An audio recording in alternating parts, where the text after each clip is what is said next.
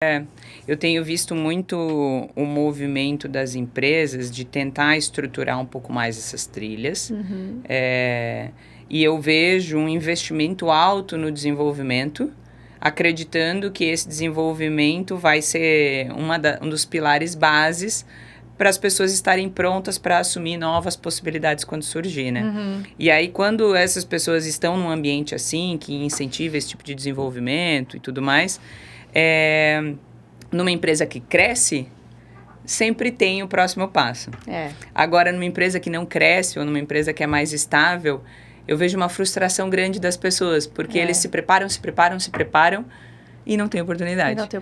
Mas aí eles estão numa empresa com um alto nome, de uma grande marca, é uma empresa renomada no âmbito de currículo, né? E acabam ficando nessas empresas, se profissionalizando lá dentro, tudo bem, mas frustrados no âmbito de carreira porque não conseguem dar o próximo passo, mas o medo de dar um downgrade, mas eu não vou sair daqui, né? Uma empresa grande, uma empresa que paga bem, e aí como que eu vou dar um downgrade de ir para uma empresa menor, mas que tem essa possibilidade de carreira, né? Eu vejo esse conflito entre os colaboradores, né? Isso acontece bastante.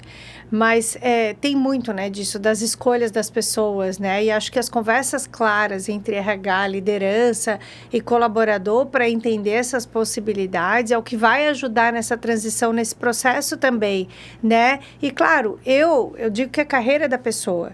A gente que olha, né, nós que olhamos para a nossa carreira, nós precisamos olhar até onde isso está me fazendo bem, que é o que eu quero fazer, me desenvolver, até onde eu vejo que realmente eu preciso seguir outros caminhos. Porque às vezes faz parte da empresa não ter essas possibilidades, a estrutura, deixando claro, as pessoas sabem que elas vão aprender durante um tempo e que vai chegar um determinado momento, elas vão buscar oportunidades fora, né?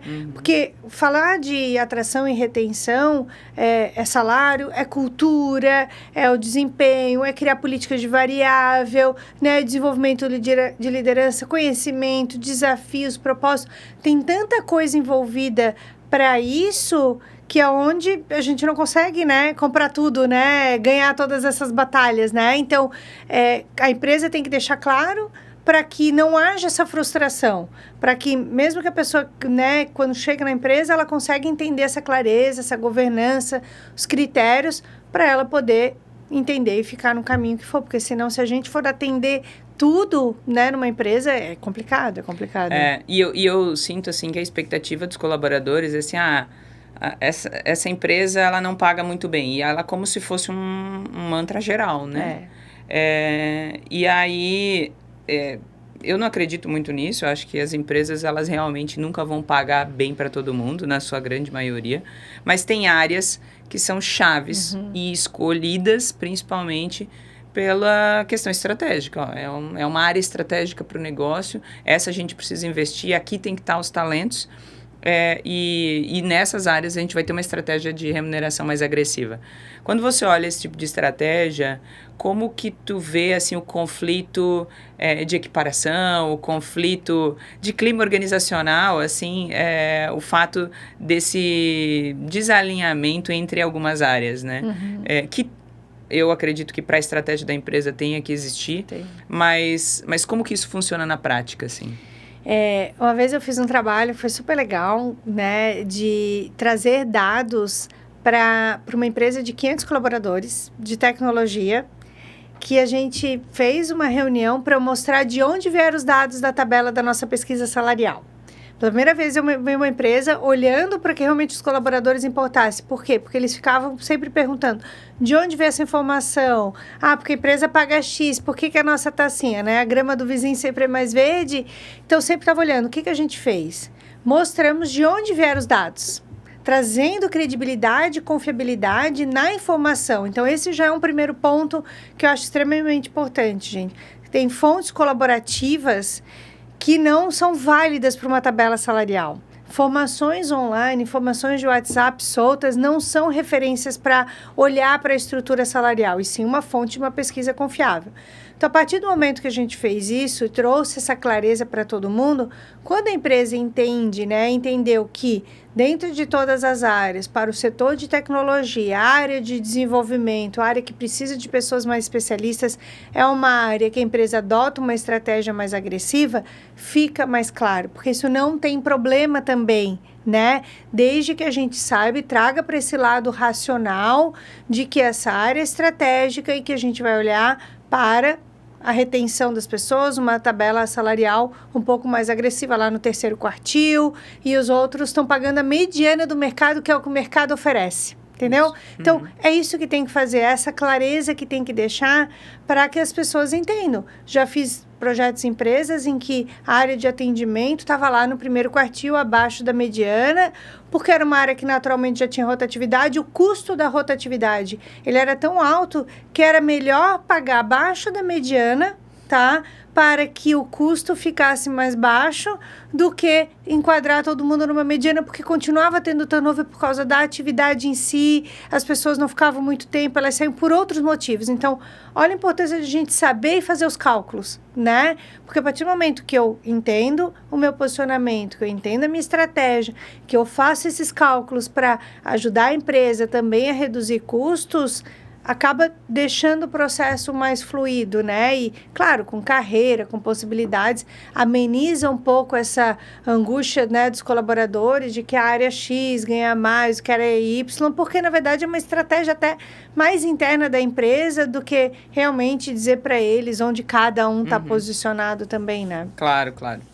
E trazendo a linha de confiabilidade, né? Essa questão de onde que a gente se baseia, que dados que a gente está utilizando para a definição comparativa da nossa tabela em relação ao concorrente ou em relação ao mercado, né? Isso é muito delicado.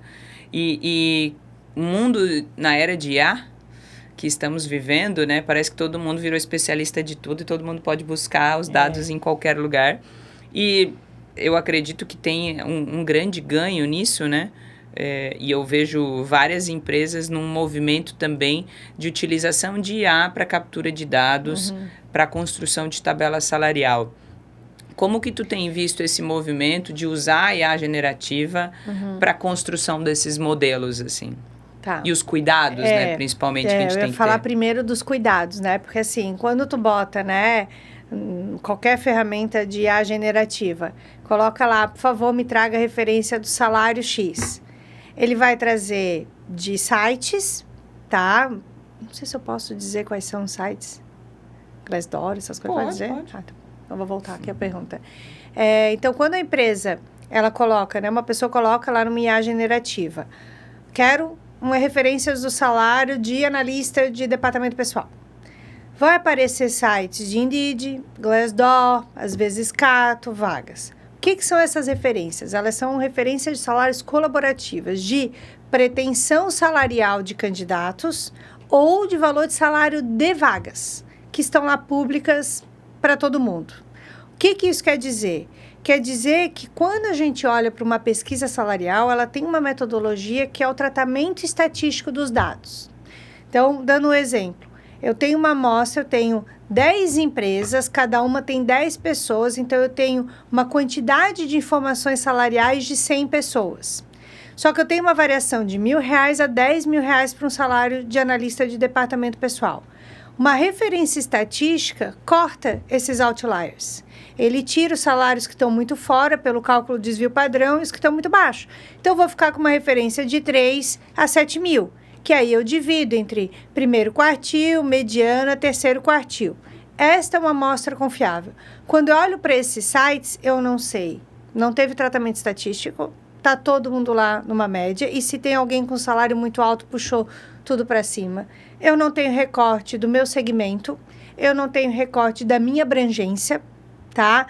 Do porte das empresas, com quem que eu quero me posicionar. Então, o primeiro ponto para a gente buscar uma referência de salário, eu tenho que preencher isso. A minha empresa atende nacionalmente? A minha abrangência nacional, não. Atuo aqui na cidade, então eu preciso de uma referência local. Qual é o porte? Eu sou uma empresa de 50 colaboradores, adianta me comparar com uma empresa, salário de uma empresa de 1.000? Não adianta. Ah, eu sou do setor de tecnologia. Adianta eu comparar com o salário do setor de indústria? Talvez não. Então, eu tenho primeiro ter tudo isso definido. E isso, infelizmente, não tem. Pode até ter, se eu ficar perguntando para uma IA generativa, vai trazer. Mas, mesmo assim, as pesquisas confiáveis não estão públicos esses dados, porque são dados das empresas, tem que cuidar com tudo isso. Agora, eu participei de uma pesquisa salarial confiável. Esta pesquisa me deu uma base de conhecimento, uma base de dados. Aí, sim, eu vou subir. E, claro, gente, cuidem com dados, nomes sigilosos e com compartilhamento, né? Todas as IAs generativas têm um botãozinho lá, não compartilhar as informações com todo mundo. Cuidem, por quê? Porque a partir do momento que você sobe uma base de dados, ela vai ficar pública para todo mundo, né? Não é só para gente. Então, a partir do momento que eu tenho isso, aí sim eu posso trabalhar. Aí eu posso subir um dado da minha folha com essa base, pedir para cruzar, saber quantos cargos eu estou pagando abaixo da mediana, quantos cargos eu estou pagando acima. Então, ela vai otimizar muito dos processos de remuneração, mas antes de tudo isso eu preciso saber conceito, eu preciso saber o que é cada um, eu preciso saber o que eu vou querer com a informação. Correto. Porque se eu pegar ali uma referência, como já aconteceu em empresa, disse, de eu pegar uma referência online e dizer que o meu salário está baixo, aumentou, isso aconteceu com um case real, tá? Aumentei a minha tabela em 30%, deu 3 meses, a empresa estava demitindo as pessoas. Porque imagina aumentar a folha em 30%. E é um processo que não tem volta, né? Não tem. Tu tem que demitir. Tu não pode fazer isso. A volta é layoff. Uhum. Então, o cuidado que tem que se ter é muito grande. Que ela vai facilitar a vida e para a gente de processos de remuneração, mas tem que construir a mesma coisa. Eu já simulei. Faço uma tabela salarial. Não faz, ele vai dizer, existe o grau de amplitude, está aqui os grades. Mas fazer análise de regressão, fazer o comparativo entre o valor dos cargos, a pontuação com o mercado para chegar nos grades, se tu não botar toda a fórmula estatística e sim pedir para calcular, não vai trazer. Então, eu acho que é esse cuidado que a gente tem que ter para, primeiro, tem que ter o meu processo estruturado e usar toda a IA, enfim, toda a análise para otimizar e melhorar cada vez mais o que eu tenho, com novas estratégias, com personalização, com análises críticas, saber onde que estão os meus gaps, tudo isso para melhorar, assim, os processos.